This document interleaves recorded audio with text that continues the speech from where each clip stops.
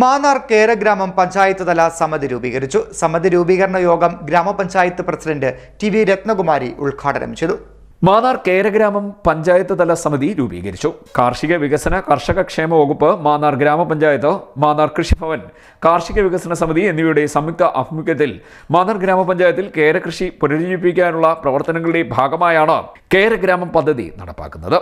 ഇതിനോടനുബന്ധിച്ചാണ് പഞ്ചായത്ത് തല കേരസമിതി രൂപീകരണം നടന്നത്.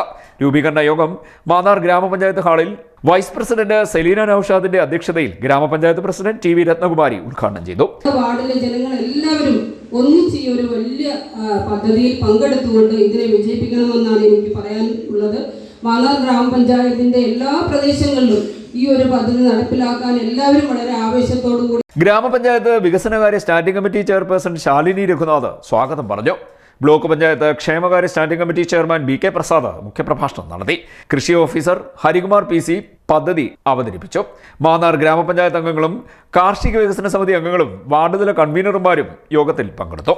കെ.വി. മുരളീധരൻ നായർ പ്രസിഡന്റായും, പി. രഘുനാഥൻ വൈസ് പ്രസിഡന്റായും, വർഗീസ് മാത്യു സെക്രട്ടറിയായും, ശുഭ വേലൻപറമ്പിൽ ജോയിന്റ് സെക്രട്ടറിയായും, കെ.എ. മോഹനൻ കോയിക്കൽ കുട്ടമ്പേരൂർ ട്രഷററായുമാണ് സമിതി രൂപീകരിച്ചത്. CDNet news, Mannar.